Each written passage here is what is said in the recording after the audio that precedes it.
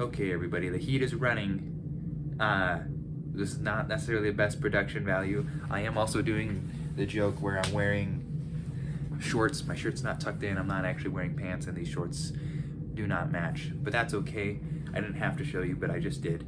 But I'm Shanan. This is Shanan's Shelf, and I'm going to be doing my best of for this year. I've read 83 books, so there's 83 books that could be nominated. Not all of them were nominated. A couple, at least one of them was nominated twice. But either way, I have 14 categories, and I tried to mix it up a bit. Most of the ones that got nominated are good, and generally, you could say good, at least good for the category that they're getting nominated for.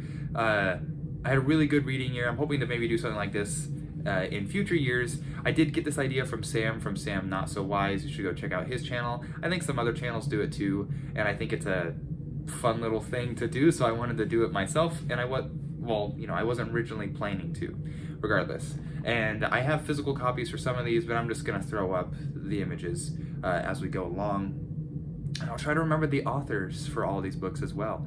But we're gonna start with Best Classic Book, and I like reading classics. I don't know if I read a crazy amount of classics this year, all things considered. And of course, I'm the one that came up with these categories and everything, and so whatever I call a classic is what a classic is, as far as this video is concerned. But for the nominations for Best Classic are, we'll get into it, Mrs. Dalloway by Virginia Woolf, The Fountainhead by Ayn Rand, Screwtape Letters by C.S. Lewis, Treasure Island by Robert Louis Stevenson, and Civil Disobedience by Henry David Thoreau.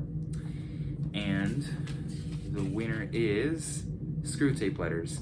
Now, I actually don't have a physical copy for Screwtape Letters. I listened to this, and I think you can listen to this pretty effectively, and I very much enjoyed it. I am a Christian, so I might be partial, and that might show in some of these. I kind of enjoy those more than perhaps the other ones. Not that I didn't enjoy the other ones, though. I quite liked all the ones. I quite liked all of them. Some of them I had some maybe minor hiccups with or whatever. And Civil Disobedience is technically not even a book, it's like an essay. But I threw it in there anyway, because I enjoyed reading it. But either way, Screwtape Letters, I can definitely recommend it. Screwtape is an interesting character, and definitely a way to get into Lewis's brain, maybe? Perhaps Mere Christianity and some of his other stuff would be a better thing, and I have not read those yet, and I will hopefully get to those. Either way, on to the next category. That is Best History Book. So, the nominations are Under the Black Flag by David Cordingley, The Normans by Trevor Rowley, Royal Navy 1800 to 1815 Senior Service by Mark Jessup, Ethelfled, The Lady of the Mercians by Tim Clarkson, and A House Full of Females by Laurel Thatcher Ulrich. And the winner is A House Full of Females. Now, I'm a little worried, and I was hesitant actually to pick this one in some regards, because I was like, oh, maybe recency bias, because I did read this relatively recently. And this is about early, if you've not been following my channel, please feel free to subscribe. But either way, this is about like early Mormon women's rights, like plural wives and stuff like that. Super interesting. I found it to be quite uplifting. I am Mormon, so that might help, that feeling. But even then, the guy who recommended it to me is not Mormon and whatnot. He spoke very highly of it, and that's why I read it. I wasn't on my radar at all. I kind of just got it on a whim. And so, yeah, I can definitely recommend it. It was a great book. Royal Navy by Mark Jessup was really good. Ethelfled I read at the beginning of this year, and it was very quick and very good as well. And then Under the Black Flag is also not bad. That's about pirates and how we like romanticize them. The Normans would probably be the outlier there, where it was probably noticeably not winning for me, but still informative. Either way, I won't talk too much crap about the Normans, I guess, or the book by Mr. Rowley. But on to Best Fantasy Series. So I included 4 on here, and you'll notice all of these will have at least 3 nominations. A couple will only have 3, but never less than that. But the nominations for Best Fantasy Series is Wizard Knight, which is actually a duology that I just finished. But either way, I stuck it on here, by Gene Wolfe. And then Witchy War. Now there's 6 books, and book 5 and 6 are not even out, and I've only read the first soft trilogy by D.J. Butler. but I'm including it, which it was pretty good. Lord of the Rings by J.R. Tolkien, and then Grimnir Saga by Scott Odin. And the winner is, I don't even need to open this really. It's Lord of the Rings, yeah. That's kind of obvious, I feel like. Not that the other ones were bad. And I did read some books that were part of other series that I may or may not be caught up on. But if I just read the one book this year, then I have a different category for that. But Lord of the Rings was amazing. I have a video on it. If you're subscribed to my channel, there's a good chance that might be the video that you subscribed, because it's easily my most viewed video. And I've been a longtime fan of the Lord of the Rings films, and in many ways I would consider myself a fan of Middle-earth, but I had never read Lord of the Rings, and then I finally did. I did that earlier this year, and I might try to read it next year. My schedule's looking quite busy next year as opposed to how much of this year went. But I still did even when I was busier this year, I still did pretty good on reading. So we'll see how that goes necessarily. But Lord of the Rings was amazing. I can highly recommend you read it for yourself. Even if you're like, oh, I've seen the films, I don't need to read the books, which I think was me which was what I did, try to sell myself on not having to do it. Don't do that. Stop doing that. And go ahead and read the books because they're amazing. But on to the next category. We have Best Philosophy Book, Russian. We'll actually do the best philosophy book that is by non-Russians in the next category because I wanted to separate them a bit. So, if you follow the channel, I do like to read a bit of philosophy. I am getting a master's degree in philosophy currently. I wouldn't really consider myself a philosopher. I just like listening to smart people. But either way, the nominations for this are The Meaning of the Creative Act by Nikolai Berdyaev, The Dialectics of Myth by Alexei Losev, and Spirit in Reality by Nikolai Berdyaev as well. And the winner is The Meaning of the Creative Act. Now, I have done a video on this, and I'm hoping to maybe do a video on it again, maybe just a different chapter.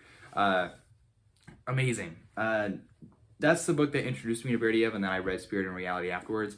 And I definitely have plans to read more Berdyaev. I mentioned that in my other video about the 50 new authors I read this year for the first time. Which ones will I read again next year? And Berdyaev is definitely on that list. I thoroughly enjoyed reading his books, and I'm hoping that if I can ever learn Russian, that I might be able to read his books, maybe in the original Russian, and at least I'll be able to read the other guy, Alexei Losev's books, because most of his have not been translated into English from Russian. But either way, the best philosophy book, non-Russian category, we have a few nominations for this.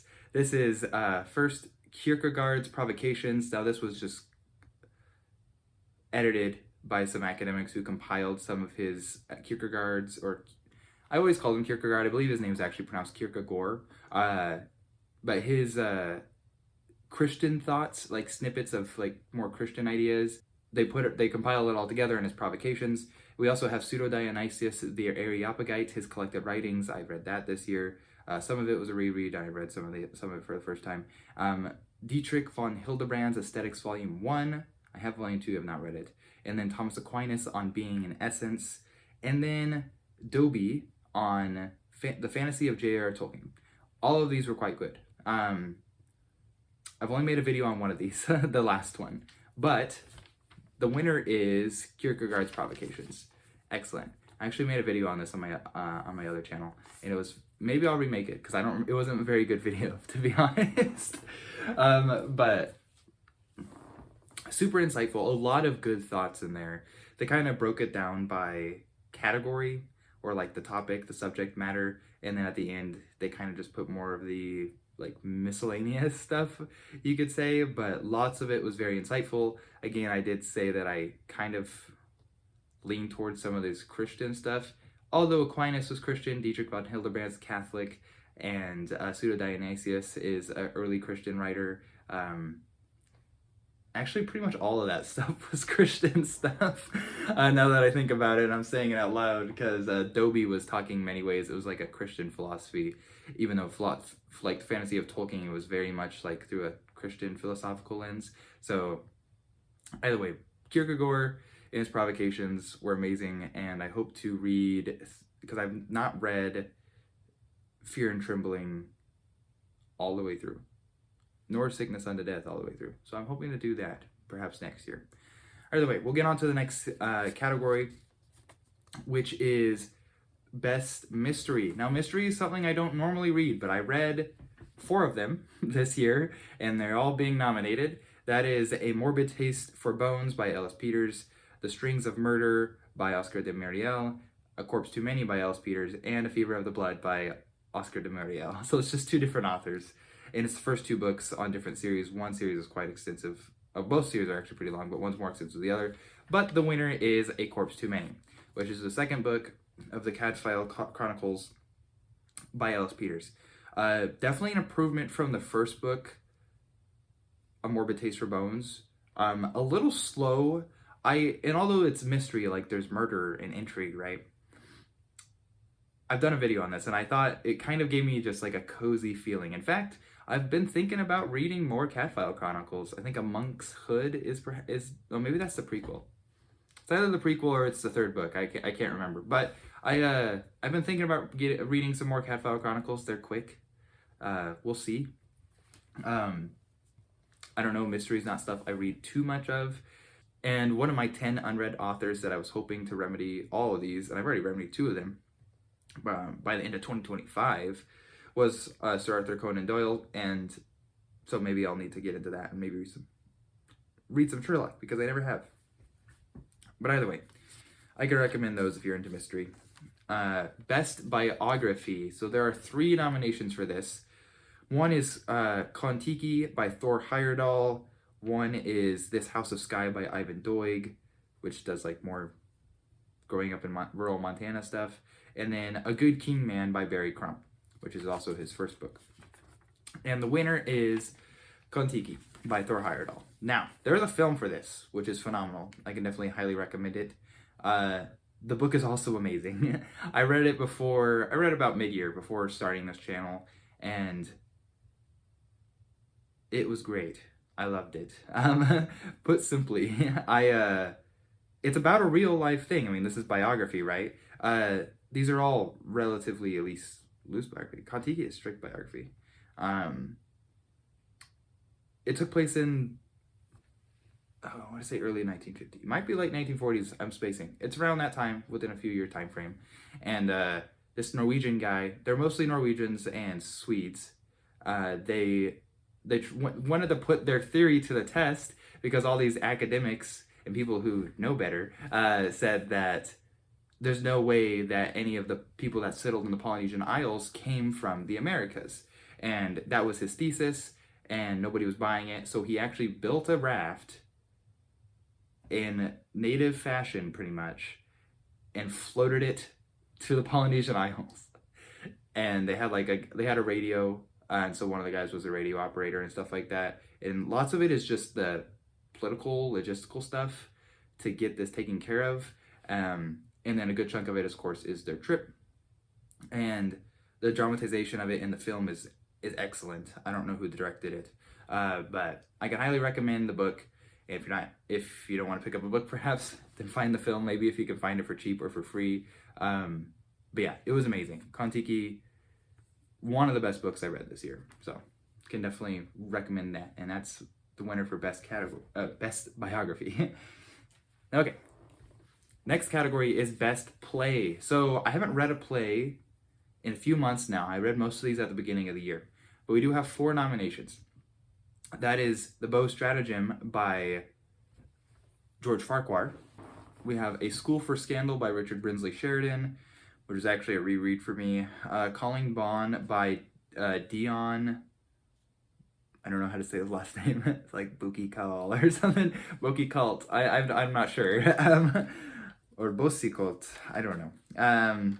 He's Irish, but that's not an Irish name.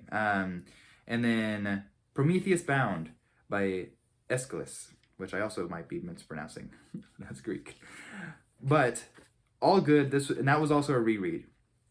Now, if I'm being honest, the rereads, because they were rereads, maybe I scored them a little bit lower than they might have been if I was reading them for the first time still. But the winner is Beau Stratagem by George Farquhar. This was a great play. Even Mark from Book Ramble read it recently. He did a video on it. I've never seen a live performance of this play, but reading it was very enjoyable. And I believe you can find, I won't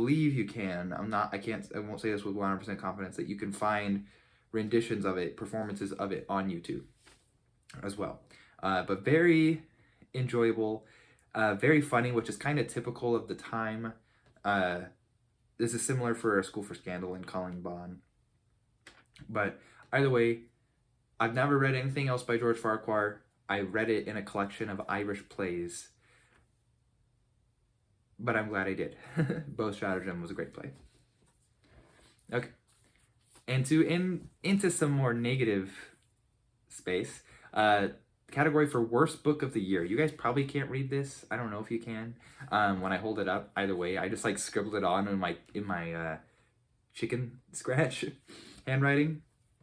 But at least I can usually read my handwriting, so that's all that we need, right? And I say usually because there are times where I can't, which is unfortunate. I need better penmanship. That's on me. I'll work on that, okay?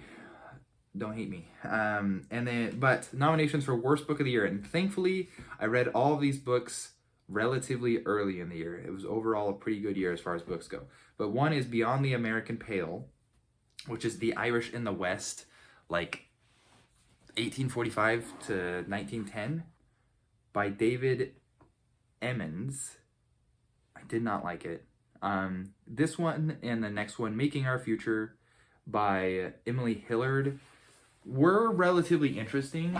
I think the problem is I wouldn't have picked them up if I knew what they were, because their titles seemed really interesting, the subject matter seemed interesting, but they were just strictly Marxist criticisms that I just was like, oh man, like it made sense when they were talking about labor to a degree that they would include some sort of Marxist lens, but the whole thing was framed that way, and I was just like, that's not what I wanted. And it wasn't, you didn't get that idea from reading the spiel on the back or any of like the abstract or anything like that, so it was kind of annoying, if I'm being honest. And I think that annoyance set the tone for reading those books, and I did not enjoy them. But the other two are Magnificent Rebels by Andrea Wolf. Talked about like the early romantics in Germany. She just dramatized it too much, and it made it kind of like, made it like it was supposed to be on those, like in Cosmo magazine or on one of these crummy magazines that get put at the checkout aisles and stuff like that I do not care about at all. I did get some general factual information out of it, but it was too much. And then Fellwater, which was fantasy, really short. I just kind of grabbed it on a whim from my used bookstore. I didn't really have time to check too much, and was like, oh, if it's not bad, at least it's short. And I did finish it, and it was terrible. And the winner is Fellwater, because it was atrocious, actually, by Brendan Myers. Do not recommend. The guy's apparently some sort of like pagan priest and like pagan academic, like he has a PhD and he like studies this stuff, but also is a practitioner, which seems kind of interesting if I'm being honest, but the book was awful. I do not recommend it at all. I don't want to talk like too much trash, so I'm not going to go into detail. Either way, it was just poorly written, and I absolutely cannot recommend it. So that's the worst book of the year. It goes to Brendan Myers with his Fellwater, which is pretty foul. It was book one of a series. But next category is Best Art History Book. So we did Best History Book, now I have Best Art History Book. There's only 3 of these. Again, I wouldn't say I'm an art historian, but I did teach art history at the adjunct collegiate level for a year, and I was an art history teaching assistant, and it's what I minored in, and I quite like it. And the heat's back on. But the 3 nominations for this are Wells Cathedral by Elsa Vanderzee in Wells, County, Somerset. I did a presentation on this, and that's why I read the book. And then Carl Mills' Search for American Commissions by Elizabeth Leiden. And then Gothic Art and Scholasticism by Erwin Panofsky, who's a pretty famous art historian. But the winner is Carl Mills' Search for American Commissions. I was worried about this being recency bias as well, because I did really like the Wells Cathedral by Elsa Vanderzee, and I can highly recommend it if you are interested in something like that. I think it was just because of impact. Carl Mills is perhaps my favorite artist. I don't know if I would say that necessarily, but my favorite work of art is by him. So this was super interesting to get to know more about him. And Elizabeth Leiden did a really good job. So I can definitely recommend that. I've already made a video on that because I read it relatively recently once this channel was started. Okay, we have a few more categories still, 4 more. We're getting there. And then best other nonfiction. Now some of these probably I could have thrown in best history book, but I didn't. We have 6 nominations. Those are Testimonies of Transition, straight from the mouth of Scottish immigrants by Marjorie Harper, professor at University of Aberdeen, and my professor that I've taken a course from on Scottish diaspora. Private History in Public by Tammy Gordon, which is also very good. I've done a video on that. Ireland's Forgotten Past by Turtle Bunbury, also very interesting, like getting just different stories from different eras in Ireland's history. There was some political tint that he put on it that I thought was kind of lame, if I'm being honest. But either way, that's his prerogative. The Blue Tattoo by Margot Mifflin, which I read recently. And then Sibley's Guide to Trees, because I wanted to throw that in there. I did read that this year. My kids like to flip through it. And then Sans, Volume 166, at a Somerset Archaeology and Natural History Society. Volume 166, they sent this to me when I got my membership with them. They should be sending me Volume 167 relatively soon, although I haven't renewed, so maybe they're not going to because I don't have money to renew right now. That was mostly archaeology research, just academic papers, which is probably not, I wouldn't usually just read that, just like read this little like book just full of archaeology stuff and some natural history stuff, but I actually quite enjoyed it. But we'll see who the winner was. And the winner was Testimonies of Transition by Marjorie Harper. I like the histories that are kind of folk histories. It's almost folklore-esque, right, into that discipline. And Testimonies of Transition was super interesting. It would have been more interesting if, and I can understand why this didn't happen, it would have been more interesting if these were immigrants from like the 17th and 1800s, which would be my Scottish ancestry type period. Most of these were 20th century, and so she was getting straight from them, lots of them especially, which was interesting. They immigrated to Canada, United States, and Australia and New Zealand. And I think maybe some in South Africa too, but you know, mostly those big 4 Anglo countries. And lots of them moved back to Scotland at some point. And so it was just super interesting hearing their stories. And it was really cool for her to facilitate that. And she was a really nice lady. If anyone was interested, I'm sure she would be welcome to you emailing her. Either way, okay, on to the next. And this is Best Fantasy Book. So a couple of these books are part of series, but I didn't read the whole series this year. I just read this book this year on that series. And that is Wraithbound by Tim Akers, which, according to him, is no longer going to be getting funded. So unless he self-publishes the rest of the series, that's a bummer. But I did really enjoy this. This was the first book I read by Tim Akers.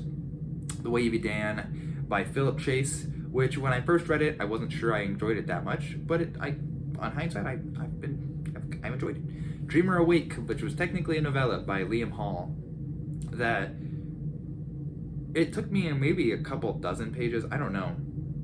I wasn't really like feeling it so much at the very beginning, but then at some point I was, and I really liked it actually. And then Citadel, Forgotten Myth, which was my first reading, Michael Moorcock, and it wasn't bad. I need to read more by him, I think. And then Rhythm of War by Brandon Sanderson. I did read that this year, and not bad. I still think the worst installment in the series so far, and I have not gotten Wind and Truth yet. I'm working on it. But the winner is Dreamer Awake. If you can get the idea from all the stuff I said about these fantasy books, I didn't think any of these were perfect. And that doesn't usually happen, right? But as far as the stuff I enjoyed the most, it's definitely Dreamer Awake. Kind of like sword and sorcery, like almost maybe a little cyberpunk, like sci-fi-esque, I don't know, fantasy, I don't even know what you would call it exactly.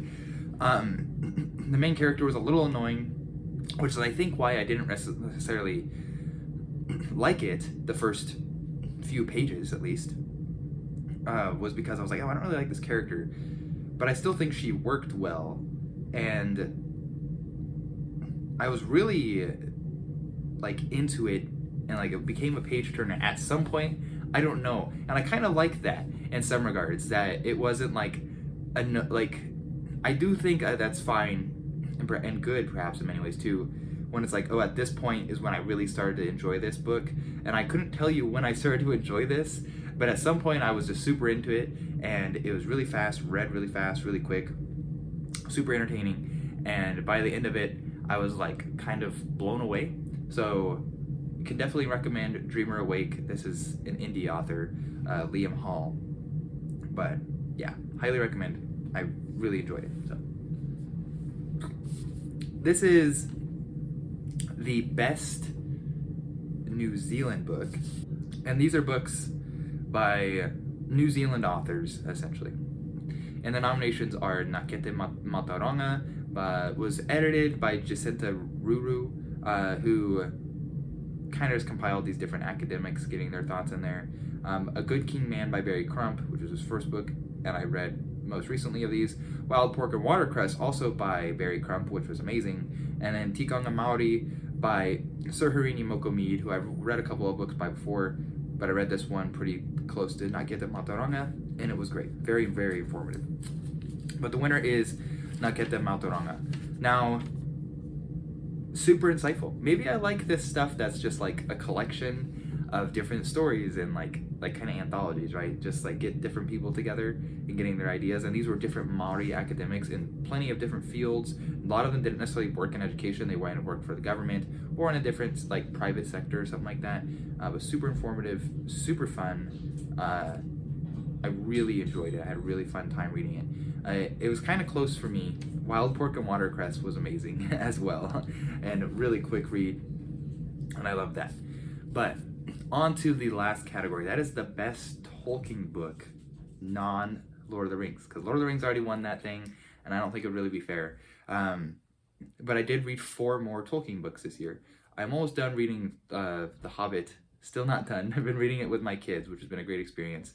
But I'm not with my kids right now, so I've been doing some of it over the phone, like through FaceTime, but we've not been doing it as much as we should be, unfortunately. They've been busy, I've been busy. We're on like different schedules, essentially, because we're not with each other.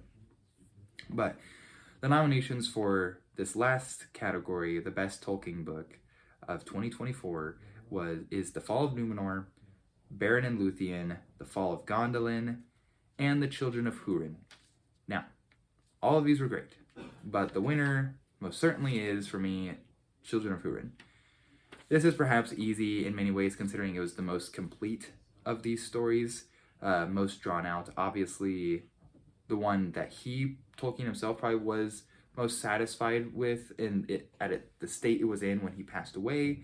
The other ones were good, but I don't think any of them really get that close to Children of Húrin, personally. So Children of Húrin definitely wins it for me as well. But that's it for me, guys, for today. I still have my top 10 books of the year coming out. You could perhaps get maybe a pretty good idea of some of those books that might be on there from this video. But either way, please feel free to subscribe so you can see it when it does come out, which will hopefully be soon.